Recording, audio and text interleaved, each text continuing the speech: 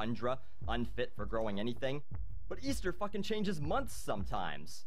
It commemorates the day they nailed old JC up to the cross, then 3 days later someone checked the cave they tossed him in and he wasn't there anymore, so clearly he was resurrected by God. That's the only explanation. And fine, believe this if you must, but does no one have any fucking idea of when this happened? They have a date for when he was born, and even if they don't, they were able to just decide on one and say, close enough. With Easter, they can't even narrow it down to within a week or so. It happens in Western countries sometime between March 22nd and April 25th, and in Eastern countries sometime between April 4th and May 8th. Everyone's pretty specific on what happened, but the when is a little hazy, apparently. This has always been my issue with religion. You're just supposed to go along with it all. No other man in the history of the world has ever been able to walk on water, or turn water into wine, or cure lepers by touching them. No one else has ever been the result of a virgin birth in the 200,000 years that modern humans have existed, according to the Smithsonian. But one guy was about 2,000 years ago, and we're supposed to believe it just because it's in a book. You know what else is in a book? A car became sentient and started running people over. That doesn't make it fucking true. Maybe it'd be a little more believable if shit that never happened before and has never happened again wasn't in there. If Jesus was just depicted as a good guy, maybe born from a rape, because I imagine that kind of thing happened a lot back then, and he walked around helping people out like the littlest hobo, and some pricks offed him because they were jealous that people liked him more than the government at the time, and they got rid of all the magic tricks, I could believe that story. That'd be something I could get behind. But between that and stories about some guy parting a fucking sea, or a snake yipping off telling people, the first two people on Earth apparently, so we're all fucking incest babies, that it was okay to eat some fruit that God said not to eat, those things make it bullshit. A snake never fucking spoke. It never happened. Snakes didn't fucking devolve over time and lose their ability to speak. A person once told me, well, just because some of the stories aren't true doesn't mean the whole book isn't true. No, that's exactly what it means. It ruins its credibility. If someone lies to me, they're a fucking liar, and I won't believe anything else they have to say. If I read a book about nutrition that says you should drink 8 glasses of pop a day and eat as much bacon as possible, I don't really give a shit what the rest of that book has to say. It has lost any credibility with me. Anyway, so fine. Jesus, the Son of God, was killed on Good Friday, which always makes me laugh. Doesn't seem like it was that good for him. And no longer in his tomb on Monday, which is really weird that people are going to check already. He just died. Leave him alone. What the fuck does that have to do with eating ham and hiding chocolate eggs in your house? Since Jesus is considered king of the Jews, I don't think he's going to be too big a fan of the ham aspect. And as for the egg thing, I think I need to back up here, because for some reason, the mascot for modern-day Easter, as you know, is the Easter Bunny, a large bipedal rabbit who delivers chocolate eggs to children. What the serious fuck? I get Santa. Someone can make the argument that they just mashed all 3 wise men together and had him delivering presents to everyone instead of just one baby, the reindeer subbing in for camels. But what in the hell does a big rabbit have to do with Jesus getting spiked through some wood planks and left for dead? Unless Jesus was the original Donnie Darko, this makes no sense. And why eggs? Rabbits don't lay eggs. They're fucking mammals. Literally, they're mammals who fuck. A lot, apparently. Did some idiot once come across a pile of rabbit shit? The sad thing is I completely know what he's talking about. I completely know the answer, like why it's called Easter, and I know why the bunny, and I know why the eggs. Isn't too kid-friendly, but someone should have been able to come up with something better. Either way, Easter, get your shit together. Decide on a goddamn date that your made-up story happened, get a better mascot, and ditch the egg thing that doesn't make any sense on any In fact, I thought most people knew that. I'm kind of surprised he doesn't. He's a pretty smart guy. I figured he would know that.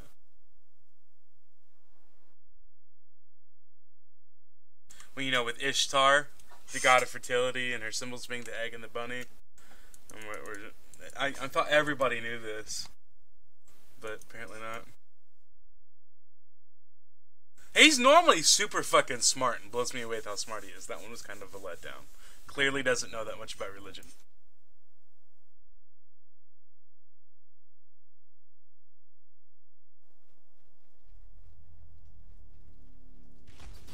This is Musical Autopsy, the feature at A Dose of Buckley where I make my way down to the musical morgue to get my slice on with a song or artist.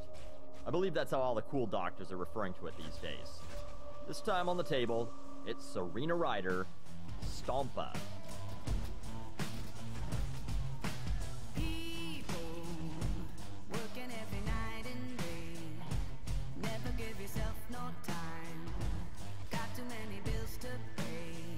Let's just stop this right here for a second, because you're already wondering, who the fuck is Serena Ryder? Well, if you're Canadian and you listen to the radio, there's a solid chance you've heard her. As of making this, she's number 10 on the Canadian Billboard Hot 100, and peaked at number 8. In the US, she's nowhere to be found. To give you some perspective, Thrift Shop is still number 1 here because Canada's Billboard chart doesn't count YouTube views. Yet. And it's not like there's a fucking wall around Canada or something that keeps out all of American entertainment. Most of the shit that we listen to or watch is from the US. So how does this chart so high? Well, because of Canadian content laws, or CanCon as we call it here. You see, in Canada, radio and TV stations are forced to play a certain amount of programming created by Canadians. 35% of a radio station's content needs to be from Canadian artists, actually. And if you're a news station, it's possible that your license forces you to play 40%. Nearly half of your music has to be Canadian. It's like, you know how you had that shitty neighbor kid that was just annoying as fuck, so you tried to exclude them from everything, but then their mom calls your mom and told her that you're intentionally not playing with her son, so your mom makes you include him, even though you really don't want to? That is how Canadian content works. And I don't mind telling you that there's not a lot of good music from Canada. You probably think that Justin Bieber and Carly Rae Jepsen and Nickelback and all of them suck. They're actually the best, most well-produced current artists we have. The rest of it sounds like it was made in someone's shed. Celine Dion's Canadian, she's Bill good. had an old soundboard from when he did the PA announcements at the hockey game, eh? And the local bands come over and they record their shit, and then radio stations need to play it because they need to play something, and you can't just play Rush 6 times an hour. To be fair, Serena Ryder might have made Canadian radio on her own based on sales without Canadian content laws. This particular song did go gold, but keep in mind that Canadian gold and American gold are two very different things. In the US, gold is 500,000 units sold. In Canada, I think you just have to sell 50 copies to your friends and relatives. Anyway, because of CanCon rules, this is what we end up with. Slow down, nothing's gonna disappear. If you give yourself some room to move to the music you hear, gotta get up, listen to me, clap your hands, stomp your feet. Clap your hands, stomp your feet. The first part of this song is a message about just being a lazy shit. Instead of working hard and paying your bills like a decent human being, just say fuck it and dance your cares away with the most boring dance ever. Clapping your hands and stomping your feet. Oh, I'm sorry. Stompa your feet. Stompa. Fuck me. By the way, this chick's singing about how you need to take it easy. She's been a professional performer since she was a teenager. Supposedly she was once a waitress to help pay the bills, because that's not the world's biggest fucking cliche.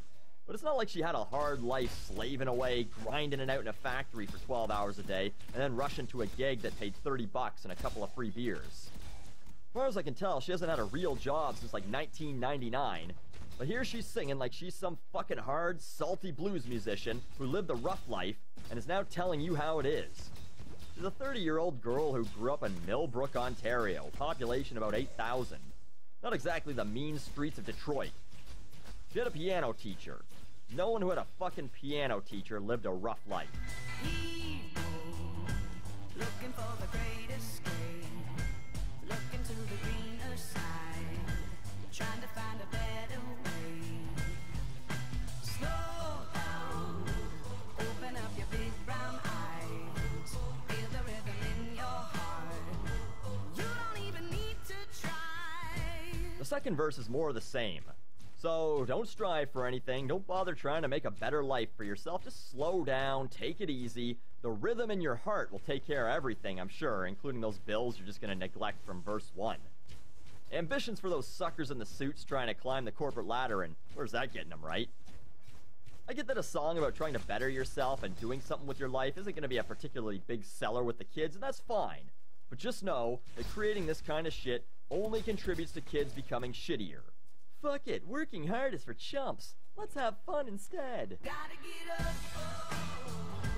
listen to me,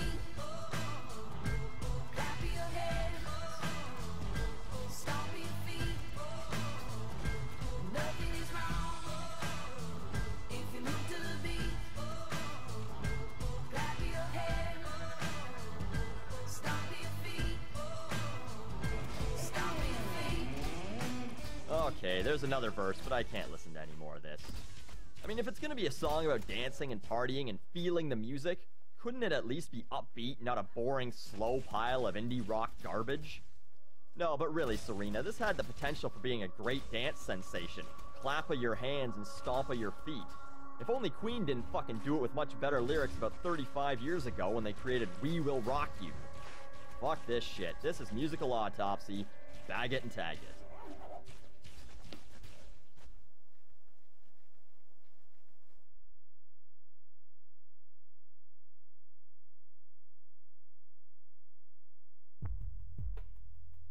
It's like a nightmare, isn't it?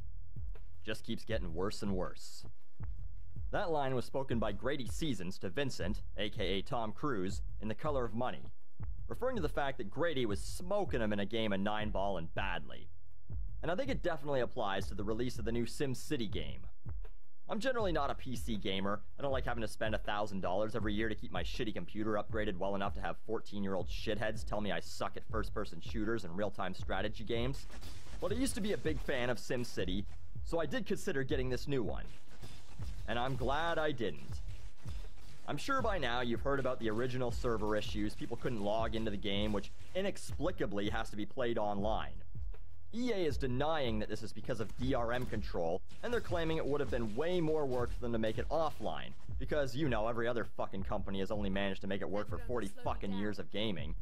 But it's clearly an anti-piracy measure and nothing more. They could have made it work as a single-player offline game if they wanted. But they forced people to log into the game, and guess what? Just like with the Diablo 3 launch, the bulk of gamers were left sitting there holding their dicks staring at a server status screen, telling them that all the servers were too busy. Of course, Blizzard fixed their shit in a day. EA's shit took 2 weeks to fix. And you know what EA blamed this on? Not the fact that they didn't have enough fucking servers, because that would be too obvious.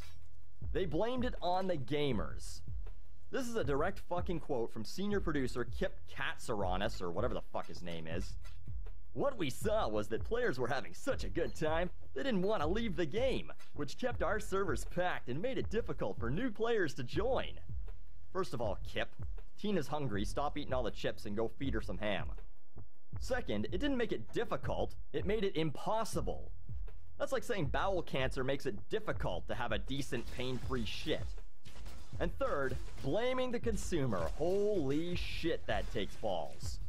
The game is too fun, and the few hundred people who can log on out of the hundreds of thousands of people that bought the game aren't disconnecting, so it's their fault you can't play the game, not ours.